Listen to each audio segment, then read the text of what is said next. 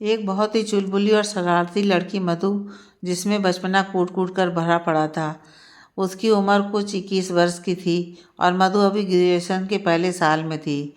मधु सिर्फ 4 बहनें थीं, उनका कोई भाई नहीं था। बाकी 3 बहनों की शादी हो चुकी थी। मधु के पिता वहाँ के नामी लोगों में से एक थे। मधु के पिता का लखनऊ में गाड़ियों का शोरूम था और मधु के दादाजी आर्मी के रिटायर्ड ऑफिसर थे। एक दिन मधु कॉलेज गई तो उसकी सबसे अच्छी मित्र शिखा उसके कॉलेज में नहीं दिखी। शिखा को ढूंढते ढूंढते मधु उसके घर तक गई, लेकिन शिखा वहाँ भी नहीं थी। शिखा के घर के आगे ताला लगा था। यह देखकर मधु मायूस हो गई और सोचने लगी कि आखिर क्या हुआ जो शिखा उसे बिना बताए चली गई। तभी उसको याद आया कि शिखा किसी सौरभ नाम के लड़के से प्यार करती थी, लेकिन जब भी शिखा सौरभ के बारे में बात करना चाहती तो मधु उसकी बातें नहीं सुनती थी। इसलिए सौरभ के नाम के अलावा मधु को सौरभ के बारे में कुछ नहीं पता था। फिर मधु को शिखा की डायरी का याद आया जो शिखा मधु के घर पे भूल गई थी, या फिर अपनी बातें मधु तक उस डायरी के माध्यम से पहुंचाना चाहती थी। घर जाने के बाद मधु सबसे पहले कमरे में गई और वो डायरी पढ़ने लगी तो पता चला कि सौरभ उसे फेसबुक पे मिला था और दोनों को बातचीत के दौरान प्यार हो गया था। तभी सौरभ की बहन बीमार हो गई थी और सौरभ के पास पैसे नहीं थे, तो शिखा ने अपने फीस के पैसे सौरभ को दे दिए थे। और जब शिखा और सौरभ असल में मिले तो सौरभ ने शिखा को नापसंद कर दिया था और ब्रेकअप भी कर लिया था, क्योंकि शिखा का रंग सांवला था। वहीं दूसरे पेज पर सौरभ की एक फ़ोटो थी और उसके साथ उसके बारे में कुछ जानकारियाँ लिखी हुई थी। फ़ोटो पे कुछ लगा हुआ था, इस वजह से फ़ोटो ख़राब हो चुकी थी। और आखिरी पेज पर लिखा था कि मेरे पास फीस के पैसे ना होने के कारण मैं अपने गांव जा रही हूँ, क्योंकि मेरे माता पिता के पास दोबारा फीस देने के लिए पैसे नहीं हैं। मधु को शिखा के लिए बुरा लग रहा था और वो ये सोचने लगी थी कि काश हम एक बार शिखा की बात सुन लेते। सौरभ पे उसे बहुत गुस्सा आ रहा था। फिर उसके दिमाग में आया कि क्यों ना सौरभ को सबक सिखाया जाए। उसके बाद मधु ने फेसबुक पर अपना फेक अकाउंट बनाया और उसमें सब सच लिखा, पर तस्वीर एक खूबसूरत लड़की की लगा दी, क्योंकि मधु के परिवार में फेसबुक चलाना अच्छा नहीं माना जाता था। लेकिन मधु ने फिर भी अकाउंट बनाया और उसमें सौरभ को ढूंढना शुरू किया। लेकिन फ़ोटो ख़राब होने की वजह से सौरभ को कैसे पहचाना जाए, ये मधु सोचने लगी। तभी एक प्रोफाइल सामने आया जिसमें डायरी में लिखी सारी बातें मिल रही थीं, जैसे कहाँ रहता है, कहाँ जॉब करता है, यह सब कुछ उस प्रोफाइल में मिल रहा था। मधु ने जल्दी से उसे फ्रेंड रिक्वेस्ट भेज दिया। कुछ समय बाद सौरभ ने मधु की फ्रेंड रिक्वेस्ट स्वीकार कर ली। सौरभ की उम्र 24 बरस की थी और वो कोलकाता में बैंक मैनेजर था। सौरभ एक सीधी सादी बंगाली परिवार इकलौता लड़का था। फिर मधु ने मैसेज किया, हाय सौरभ। हाय मधु, कैसे हैं? सौरभ, मैं ठीक हूँ। क्या आप मुझे जानती हैं? मधु, नहीं, बस नया अकाउंट बनाया तो सोचा रिक्वेस्ट भेज दूँ। सौरभ, ओह कोई बात नहीं, आप बताओ कैसी हो? ऐसे ही दोनों में बातचीत शुरू हो गई। दोनों ने एक दूसरे के बारे में सब बताया और पूछा, लेकिन मधु की तरफ से उसकी तस्वीर जो थी वो किसी और की थी। अब हर दिन सौरभ और मधु की बातें होने लगीं। तभी सौरभ ने फ़ोन पर बात करने की बात कही। फिर मधु ने भी अपना नंबर दे दिया और दोनों की फ़ोन पर भी बातें होने लगीं। बातें करते करते दोनों की बहुत अच्छी दोस्ती हो गई थी। दोनों को बात करते हुए 2 महीने बीत चुके थे। अब जैसे ही शाम के 6 बजते थे, दोनों एक दूसरे का फ़ोन का इंतज़ार करने लगते थे। फिर एक दिन सौरभ ने वीडियो कॉल पर बात करने की बात कही और मधु ने सीधे सीधे मना कर दिया, क्योंकि मधु अपना चेहरा और अपनी असलियत पहचान सौरभ को नहीं बताना चाहती थी। सौरभ ने इस बात पर बहुत सोचा, लेकिन फिर मधु ने कहा, अगर वीडियो कॉल पर बात कर लेंगे तो मिलने का इंतज़ार नहीं रहेगा। अब मिलकर ही एक दूसरे को देखेंगे। सौरभ भी मधु की ये बात मान गया। फिर कुछ दिन बीतने के बाद सौरभ ने मधु को प्रपोज़ किया, क्योंकि सौरभ को मधु से बात करने की आदत सी हो गई थी और अब उसे लगने लगा था कि उसके और मधु के बीच का रिश्ता दोस्ती से आगे बढ़ चुका है। उसकी चाहत मधु के लिए बदल गई थी। अब तो मधु को दोस्त से ज़्यादा मानने लगा था। मधु को तो इसी बात का कब से इंतज़ार था। मधु ने भी सौरभ को मजाक मजाक में हाँ कह दिया। अब दोनों की बातें और बढ़ गई थीं। अब्बू सुबह से मधु के फ़ोन का इंतज़ार करता रहता था और मधु भी सबसे छिपते छिपाते उससे बातें किया करती थी। दोनों एक दूसरे से शादी करने की बातें किया करते थे, तो कभी यहाँ वहाँ घूमने की बातें करते थे, कभी झगड़ा करते थे तो कभी मनाया करते थे। देखते देखते 4 महीने बीत गए और मधु को पता भी नहीं चला कि कब उसे भी सौरभ की आदत हो गई थी। लेकिन मधु ने अपने आप को समझाया कि ये वही लड़का है जिसने रंग देखकर शिखा को मना कर दिया था। मधु के मन में बहुत कुछ था। जब मधु शिखा की जगह होकर देखती थी तो उसे सौरभ पे गुस्सा आता था, लेकिन जब वो सौरभ को खुद की जगह से देखती तो उसे सौरभ पे प्यार आता था। सौरभ के बात करने के तरीके से उसका स्वभाव बहुत अच्छा प्रतीत होता था। ऐसा लगता था जैसे वो मधु से बहुत प्यार करता है। बात करते समय मधु को ऐसा महसूस होता था जैसे अगर मधु ने उससे जान मांगी तो भी वो बिना कुछ कहे सोचे उसके लिए दे देगा। वो सोचने लगी थी कि सौरभ ऐसा कैसे कर सकता है, लेकिन फिर उसने खुद को समझाया कि ऐसे ही लड़के प्यारी प्यारी बातें करके लड़कियों को फंसाते हैं और प्यार का नाटक करके पैसे ले लेते हैं और फिर छोड़ देते हैं। मधु उसी इंतज़ार में थी कि कब सौरभ पैसे मांगेगा। मधु ने सोच रखा था कि जिस दिन सौरभ पैसे मांगेगा उस दिन वो उससे सच्चाई बताएगी और सबक सिखाएगी और शिखा को उसके पैसे वापस दिलवाएगी। दूसरी तरफ मधु शिखा के गांव का भी पता लगा रही थी। तभी उसका एक मित्र जिसका नाम निगम था, उसने शिखा के गांव का पता किया और मधु को बताया। मधु ने अपने माता पिता को कहा कि निगम की बहन की शादी है, इसलिए 2 दिन के लिए वो शादी में जा रही है। अपने माता पिता से झूठ बोलकर मधु निगम के साथ शिखा से मिलने उसके गांव चली गई। वहाँ जाने पर मधु ने देखा कि शिखा की शादी हो गई है। मधु शिखा से, तुम्हारी शादी हो गई और तुमने हमें बताया तक नहीं, क्यों? शिखा मधु से, क्योंकि मैंने ऐसी गलती कर दी जिससे कि मेरी पढ़ाई रुक गई और मेरे माता पिता ने ये जानने के बाद मुझे वहाँ से बुलाकर मेरी शादी करवा दी और मैं तुम्हें क्या बताती, मुझे खुद पे शर्म आती है। मधु, हम थे ना, चलो माना कि हम प्यार व्यार की बातें नहीं सुनना चाहते थे, लेकिन फिर भी तुम हमें ज़बरदस्ती बताती और तुमने पढ़ाई क्यों छोड़ दी? तुम हमें बताती, हम करते पैसों से मदद। एक काम करो, चलो हमारे साथ और अपनी पढ़ाई पूरी करो, हम देंगे तुम्हारी फीस। लेकिन शिखा ने मधु के साथ आने से साफ साफ मना कर दिया। तो फिर मधु ने शिखा को बताया कि मधु ने कैसे सौरभ को सबक सिखाने का प्लान बनाया है। फिर तो शिखा को सौरभ को फेसबुक पर दिखाने लगी, लेकिन वहाँ इंटरनेट न चलने के कारण फेसबुक खुला ही नहीं। तभी कुछ समय बाद शिखा का पति घर आए तो शिखा ने मधु को अपने पति से मिलवाया। तभी मधु को पता चला कि शिखा के पति वहाँ नौकरी की तलाश में भटक रहे हैं। तभी मधु ने शिखा और उसके पति को लखनऊ आने को कहा और उसके पति को अपने पापा के शोरूम में नौकरी दिलाने की बात कही। उसके अगले दिन मधु और निगम वापस लखनऊ आ गए और उसके साथ में शिखा और उसके पति गौतम भी आ गए। शिखा और उसके पति को मधु की मदद से रहने की जगह और गौतम को नौकरी भी मिल गई। उसी शाम मधु को सौरभ का फ़ोन आया। सौरभ, हेलो मधु, कहाँ थी तुम?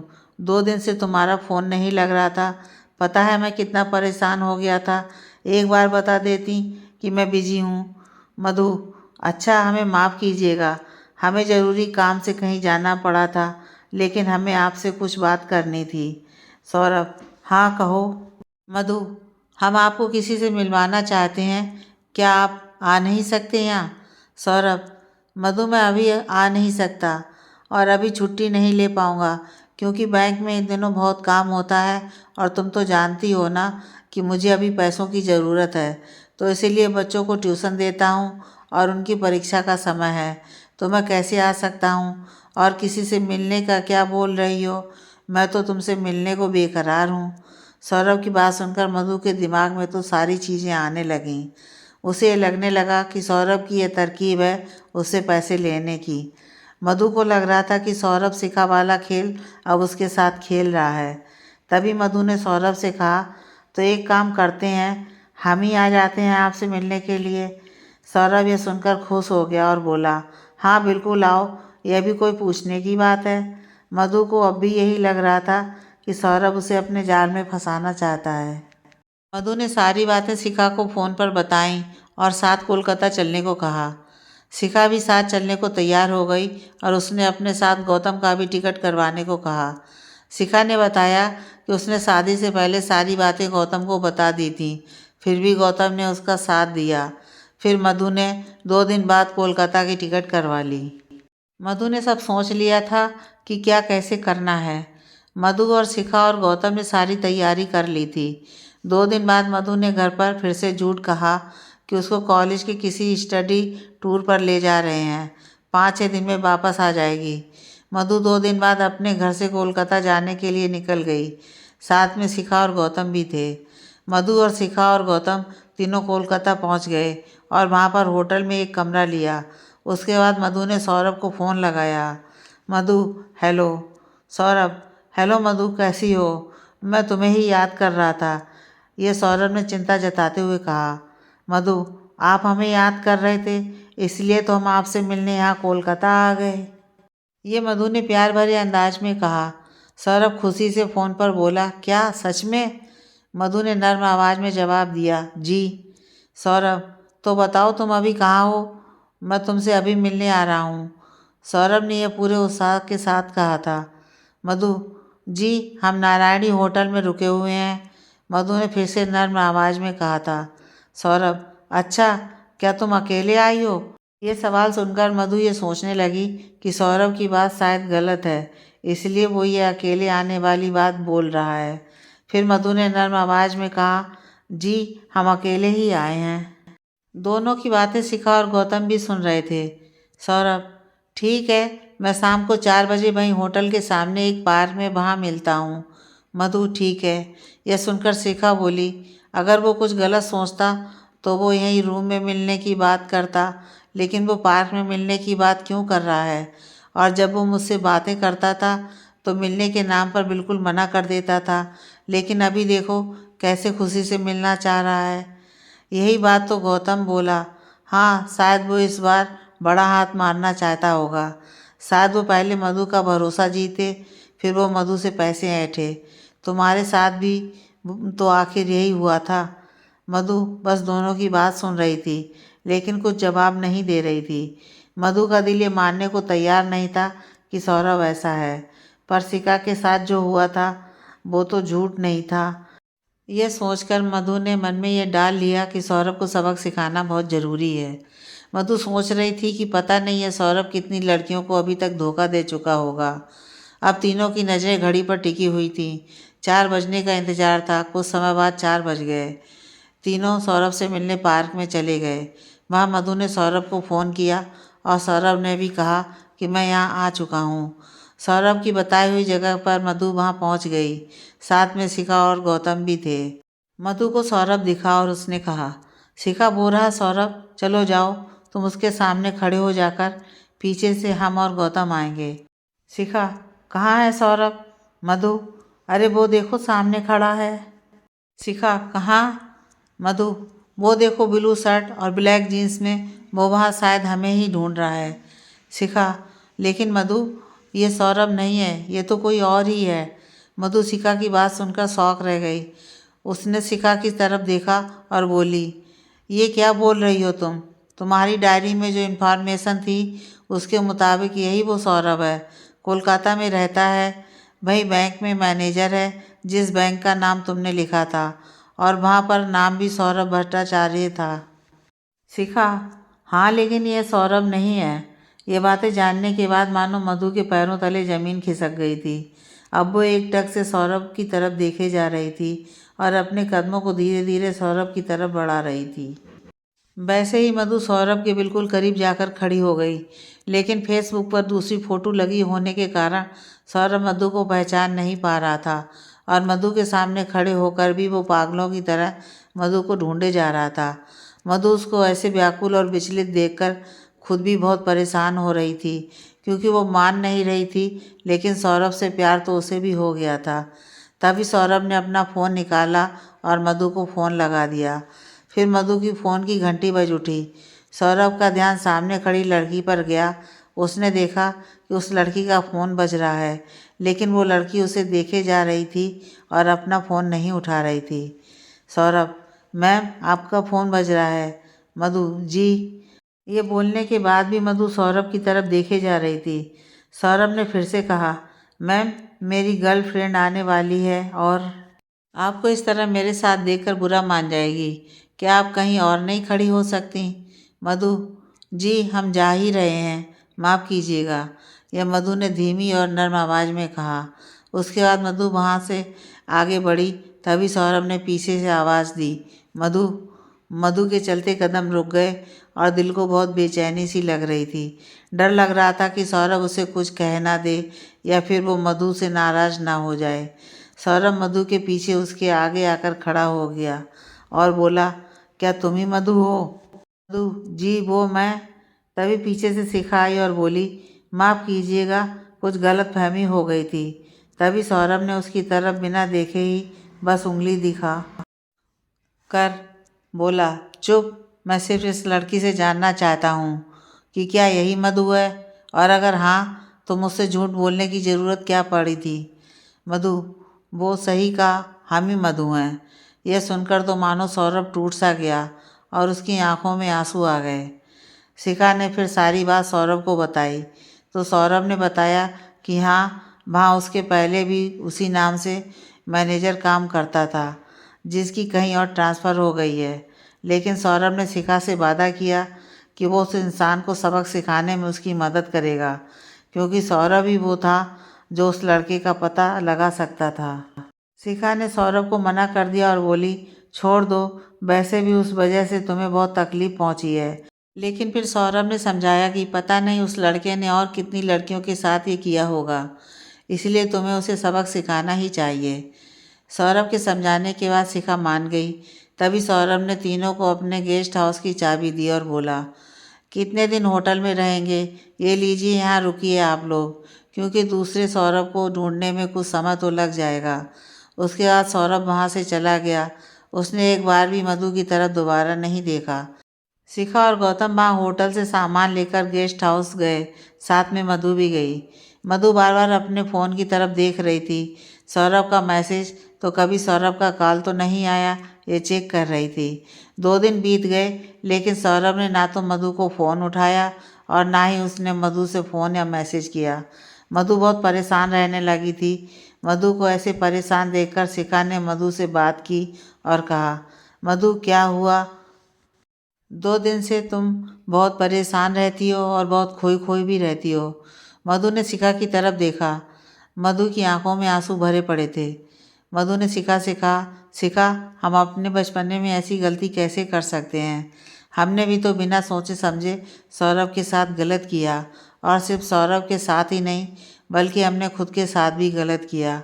ये कहने के बाद मधु रोने लगी। शिखा ने मधु को शांत करवाते हुए कहा, कोई बात नहीं, वो समझ गया। मधु, लेकिन हम अब क्या करें? हम नहीं रह सकते उसके बगैर। उससे बात नहीं होती है तो ऐसा लगता है कि जैसे कुछ अधूरा सा रह गया है, और पिछले 2 दिनों से उसने एक मैसेज तक नहीं किया और ना मेरे कॉल का कोई जवाब आया। अब वो हमसे कभी बात नहीं करेगा, हमसे नाराज़ हो गया है। क्या हम अच्छे नहीं दिखते शिखा? ये देखो उस लड़की की तस्वीर जो हमने अपनी प्रोफाइल पे लगाई थी, क्या ये हमसे अच्छी दिखती है? रोती हुई मधु ने शिखा से ये सारी दिल की बातें बता दी। शिखा भी मधु की हालत समझ रही थी। शिखा को मधु के लिए बहुत बुरा लग रहा था। शिखा, मधु तुम तो अपने कॉलेज की मिस ब्यूटी कॉन्टेस्ट विजेता थी मधु, लेकिन फिर भी उसे हम पसंद नहीं है। उसने एक बार भी हमें नहीं देखा। ये कहते कहते शिखा की गोद में सिर रखकर मधु सो गई। नींद में भी वो ये बोले जा रही थी कि सौरभ ने उसे एक बार भी दोबारा पलट कर नहीं देखा। उसके बाद शिखा और गौतम दोनों साथ बैठकर बातें कर रहे थे।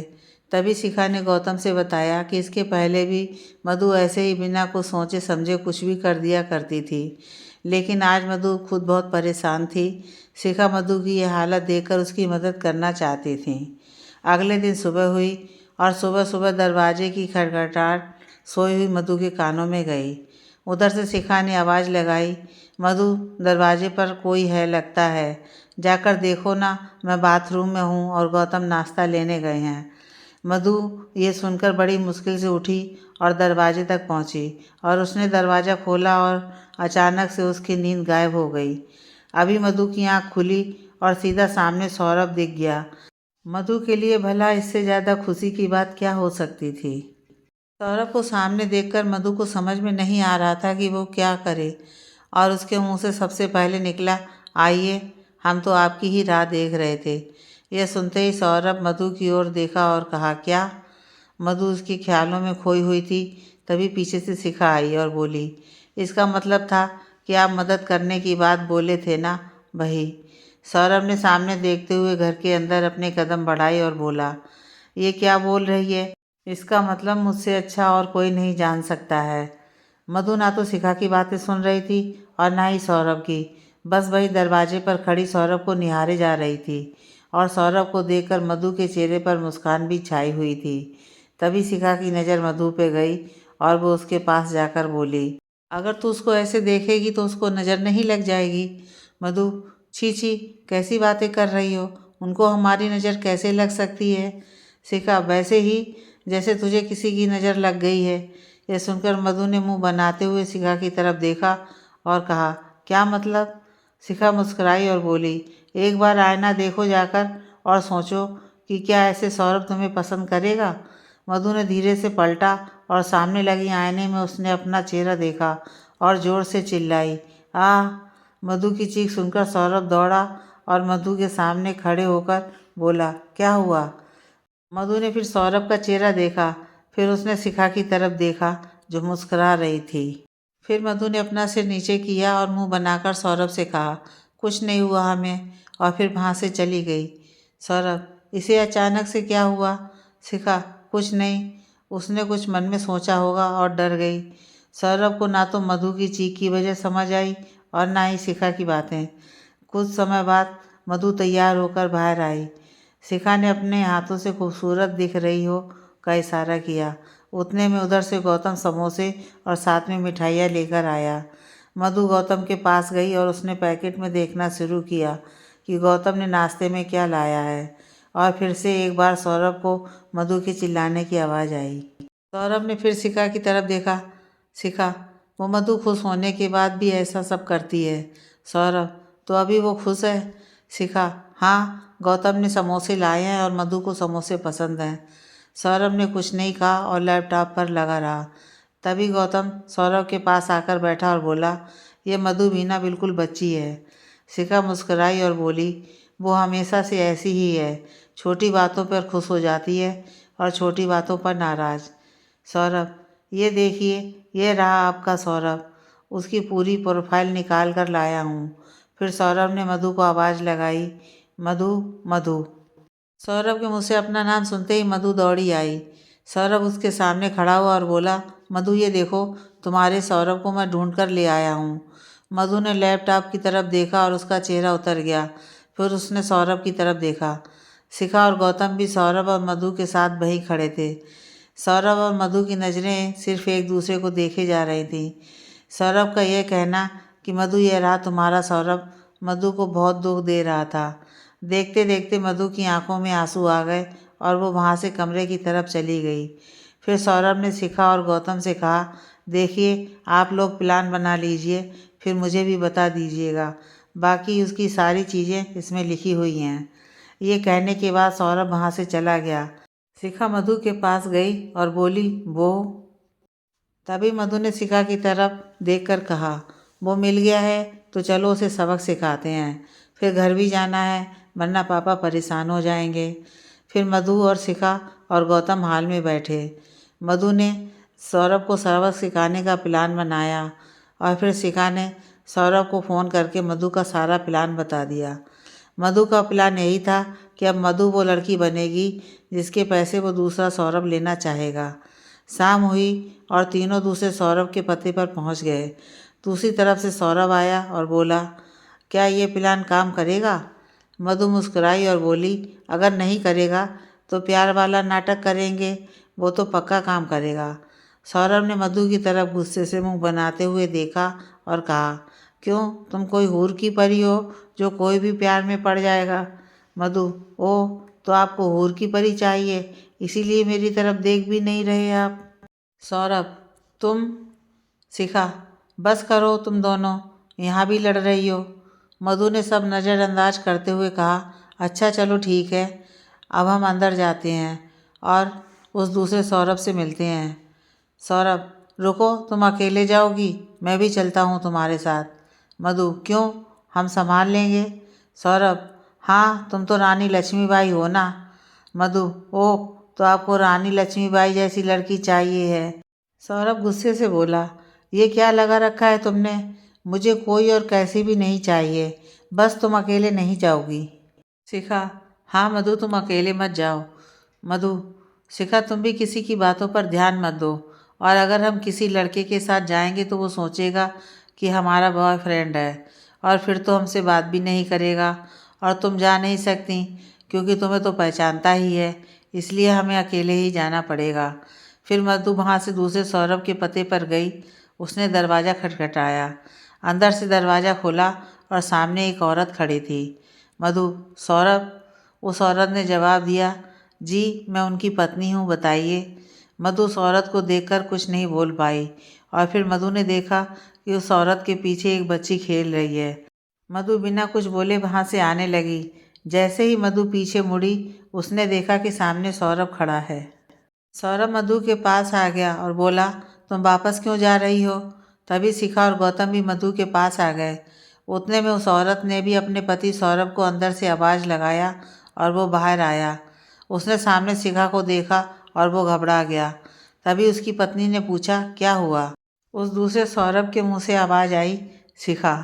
उस औरत ने शिखा का नाम सुनते ही शिखा के पैरों में गिर गई और बोलने लगी, माफ़ कर देना मेरे पति को और मुझे भी। ये कहने के बाद वो औरत रोने लगी। तभी शिखा ने उस औरत को उठाया और कहा, क्या हुआ? क्या आपको सब पता है कि आपके पति ने क्या किया है? उस औरत ने अपना सर नीचा कर लिया। फिर उस औरत ने सबको बैठने को कहा। फिर उस औरत ने बताया कि उसके और उसकी बेटी दोनों के दिल में छेद है, और उसे अब जाकर पता चला है, और उसके पति की सैलरी, घर के खर्चे और बेटी की पढ़ाई और उसके पति के माता पिता की देखभाल में चला जाता है। उसने बताया कि उसके पास कोई सेविंग नहीं थी और उसने कई रिश्तेदारों से पैसे उधार मांगे तो उन्होंने मना कर दिया। इसलिए उस औरत ने अपने पति से कहा था कि कम से कम मैं हमारी बेटी को कुछ भी करके बचा लो। वहीं उसका पति सौरभ भी बोला, मैं अपनी पत्नी से बहुत प्यार करता हूँ, लेकिन मैं सिर्फ अपनी बेटी के इलाज के पैसे ये सब करके भी जमा कर पाया हूँ। मुझे माफ़ कर दीजिए। मैंने 3 लड़कियों से ऐसे ही पैसे लिए हैं, और भी मैं अब किसी से भी पैसे नहीं लेने वाला था। यह सब सुनकर मधु की आंखों में आंसू आ गए, और शिखा और गौतम ने भी उस सौरभ और उसके परिवार को माफ़ कर दिया। उन लोगों ने डॉक्टर से भी बात करवा दी और रिपोर्ट भी दिखाई, और बेटी के ऑपरेशन की तारीख बताई ताकि ये विश्वास दिला सके कि वो झूठ नहीं बोल रहे हैं। मधु, आपकी पत्नी का भी ऑपरेशन हो जाएगा, हम देंगे आपको पैसे।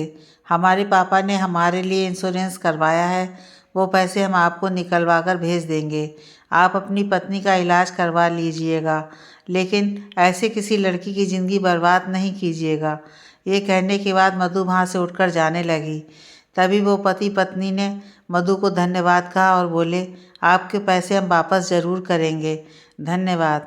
मधु मुस्कुराई और सौरभ और शिखा और गौतम के साथ वहाँ से निकल गई। बाहर आकर शिखा और गौतम ने सौरभ को भी शुक्रिया कहा और बोले, इतना करने के लिए बहुत बहुत आभार भाई। मधु, और हमें माफ़ कर दीजिएगा। अब हम कल सुबह की टिकट करवा लेते हैं, क्योंकि अब काम तो हो गया है। ये कहने के बाद मधु सौरभ की तरफ देखने लगी कि ताकि सौरभ कुछ बोले और मधु से वो कहे जो मधु सुनना चाहती है, लेकिन सौरभ ने कुछ नहीं कहा। मधु मायूस हो गई और वहाँ से चली गई। शिखा और गौतम भी साथ में मधु के वहाँ से चले गए। उसी रात सौरभ खाना लेकर गेस्ट हाउस पे पहुँचा। शिखा ने सौरभ को दरवाजे पर देखा और बोली, अरे सौरभ। यह सुनकर वहाँ बैठी मधु का चेहरा दरवाजे की तरफ करके देखा तो सच में सौरभ वहाँ खड़ा था। सौरभ, मैंने सोचा कि आज साथ में खाना खाते हैं। गौतम, वाह क्या बात है, अच्छा सोचा। जाओ शिखा, खाना लगा दो। यह कहकर गौतम भी शिखा के पीछे चला गया। मधु कुछ नहीं बोली और अपना सर नीचे करके अपने मोबाइल में देखने लगी। सौरभ उसके पास बैठा और बोला, अब आगे क्या प्लान है? मधु, हमसे पूछ रहे हैं आप? सौरभ, हाँ तुम बैठी हो तो तुमसे ही पूछूंगा। मधु, ओ, लेकिन हमें मालूम था कि कोई हमसे बात नहीं कर रहा है, तो हम जवाब देना ज़रूरी नहीं समझते। सौरभ भी गुस्से से बोला, यही तुम्हारी जो अकड़ है ना, वो कम होने का नाम ही नहीं लेती है। मधु ये सुनकर नाराज़ हो गई और गुस्से से बोली, हम अकड़ दिखा रहे हैं आपको? आपसे इतने दिनों से बात करने की कोशिश कर रहे हैं, लेकिन आप हमें अकड़ दिखा रहे थे, उल्टा हमें ही आप अकड़ू कह रहे हैं। सौरभ, हाँ अब आई असली वाली मधु सामने, ये हो तुम आराम से बात ही नहीं कर सकती। मधु, देखिए। सौरभ, मैं क्यों देखूं, तुम देखो। देखो नहीं, सुनो। मधु, आप हमसे बात करना ही नहीं चाहते तो हम क्या सुने? सौरभ, और वो जो तुम कब से मुझे किसी किसी बोले जा रही हो, क्या अब मैं तुम्हारे लिए किसी हो गया? यह सुनकर मधु चुप हो गई, बस गुस्से से सौरभ की तरफ देखती रही। सौरभ, क्या वैसे क्या देख रही हो? फिर मधु ने अपना चेहरा नीचे करते हुए कहा, कुछ नहीं। सौरभ ने भी सामने की तरफ देखने लगा और बोला, 2 दिन बाद की टिकट निकलवा लो। मधु ने सौरभ की तरफ देखा और कहा, क्यों? सौरभ, क्योंकि मेरे परिवार को हमारी शादी से कोई दिक्कत नहीं है, लेकिन तुम्हारे परिवार को है, इसीलिए जाकर तुम्हारे पापा को मनाने का ही सोच रहा हूँ। यह सुनकर मधु का चेहरा खुशी से खिल उठा और वो सौरभ के गले लगते हुए बोली, क्या सच में? सौरभ भी मुस्कराया और मधु को गले से लगाकर कहा, हाँ सच में। सौरभ, क्या मुझसे शादी करोगी? मधु, नहीं। सौरभ ने तुरंत से मधु को दूर किया और गुस्से से कहा, क्या मतलब? मधु मुस्कराई और वापस सौरभ के गले लगकर बोली, हमारा मतलब है कि पहले हमें प्रपोज कीजिए, उसके बाद शादी के लिए हाँ कहेंगे हम। सौरभ ने लंबी सांस ली और कहा, एक दिन जान ले लो तुम तो।